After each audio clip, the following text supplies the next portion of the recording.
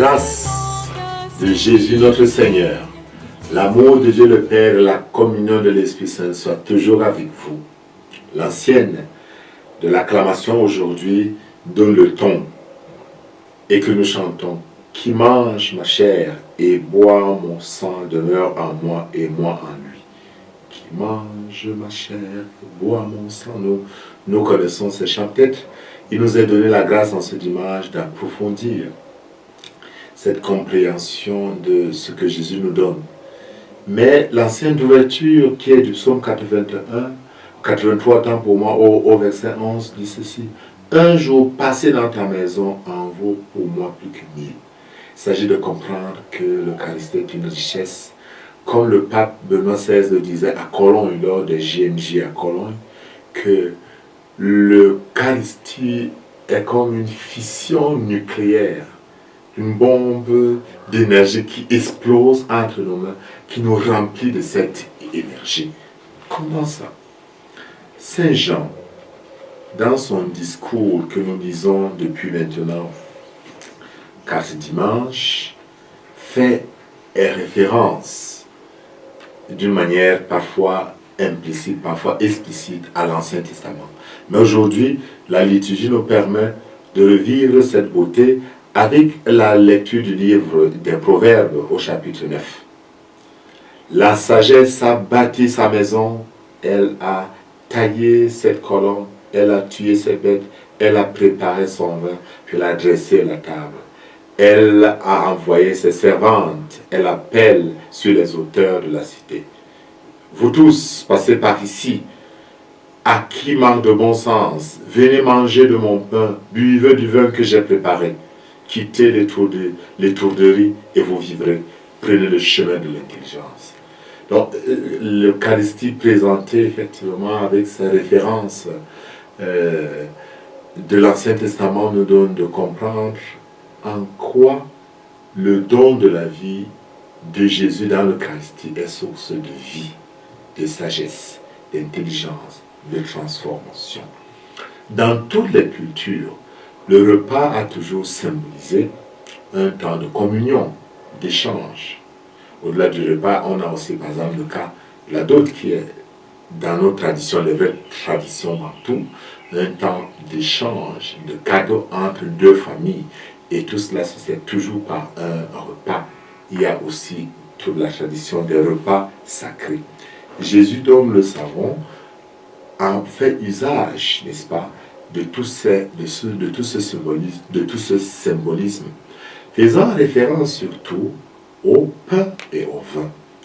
Mais rappelons-nous, l'histoire du pain et du vin comme sacrifice remonte à Melchisédek, qui avait reçu d'Abraham le 10e de ce qu'Abraham avait recueilli revenant de guerre. Et pour offrir un sacrifice d'action de grâce, le prêtre du Très-Haut avait offert du pain et du vin. Notre Eucharistie remonte à ce moment-là. Perpétué dans l'histoire, Jésus l'amène, n'est-ce pas, à son apothéose, en se donnant lui-même, mais sous les formes du pain et du vin. Tout est concentré au verset 55 de ce chapitre 6. Ma chair est la vraie nourriture et mon sang est la vraie boisson. Ma chair est la vraie nourriture et mon sang est la vraie boisson. C'est ce que Jésus enseigne. Nous amenant à comprendre que si nous ne mangeons pas de son corps, si nous ne buvons pas de son sang, nous n'avons pas la vie éternelle. Bref, si nous ne sommes pas dans cet échange, si nous n'entrons pas dans cette communion, les pères de l'Église parlaient du commerce divin, de l'échange merveilleux entre la misère de l'homme et la richesse immense de Dieu, Dieu qui descend du ciel pour nous élever.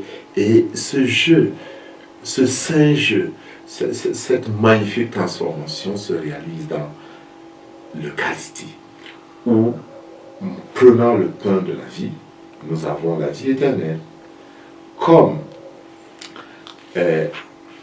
l'arbre avait donné la mort, n'est-ce pas? La croix donne la vie. Et nous revoyons bien le chapitre 15e de Saint Jean, où Jésus parle de l'arbre et des branches, en disant, si la branche n'est pas attachée à l'arbre, elle ne peut pas porter du fruit. C'est-à-dire la sève qui part de l'arbre, par des racines, ne touche pas la branche meurt. Il en est de même, si nous ne vivons pas de la vie divine, comme nous l'avons suivi dimanche dernier, si la grâce sanctifiante n'irradie pas notre être, alors nous sommes comme ces branches desséchées. Il y a une communication de la grâce, de la vie divine, que Jésus évoque ici avec le terme demeureux. Il dit, celui qui mange ma chair et boit mon sang demeure en moi et moi je demeure en lui. Demeurer, c'est effectivement cette communion, cet échange entre nous et Dieu. Mais c'est Dieu qui nous communique sa vie divine, même si nous nous communiquons notre misère, Dieu lui nous communique la vie. Avec l'Eucharistie, le Christ nous invite, non pas à la superficialité, mais à l'intimité avec Dieu. Nous l'évoquions déjà dimanche passé.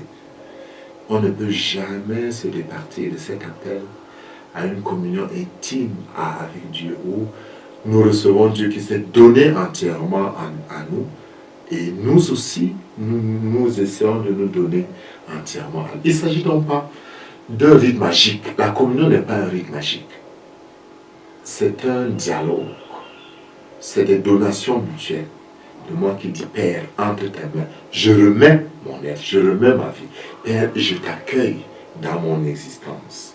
La communion transforme le croyant dans cet échange. Et s'il n'y a pas de transformation, il nous faut faire un examen de conscience sérieux pour nous demander si nous sommes effectivement des êtres eucharistiés, si nous sommes transformés. Alors, la deuxième lecture nous pousse à vivre effectivement comme ceux qui sont transformés par l'Eucharistie. Frères, dit Saint Paul, prenez bien garde à votre conduite. Ne vivez pas comme des fous, mais comme des gens sages. Alors, l'Eucharistie, célébrée à la fin, se termine par « Ite missa est ». Allez dans la paix du Christ. Allez pour faire quoi? Pour témoigner que nous avons rencontré Jésus. Et nous voulons partager l'expérience vécue. Et nous voulons transformer le monde. C'est donc on appelle à être des chrétiens engagés, des chrétiens eucharistiques, à écrire chacun de nous sa propre page de la Bible. Ou comme le disent les enfants du Neige, le mouvement eucharistique des jeunes, à être chacun de nous le 13e apôtre. En quoi je le suis? Puisse Dieu en ce jour nous donner sa grâce, pour que nous puissions être des signes vivants de sa sainteté et des instruments de la de sa bonne règne. Et que Dieu vous bénisse, le Père, le Fils et le Saint-Esprit. Malheur sur malheur pour les hommes justes, mais le Seigneur chaque fois les délivre.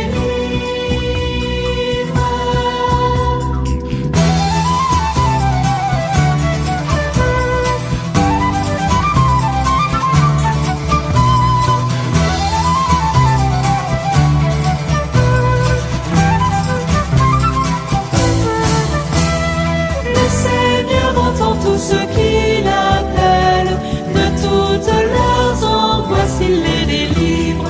Le Seigneur est proche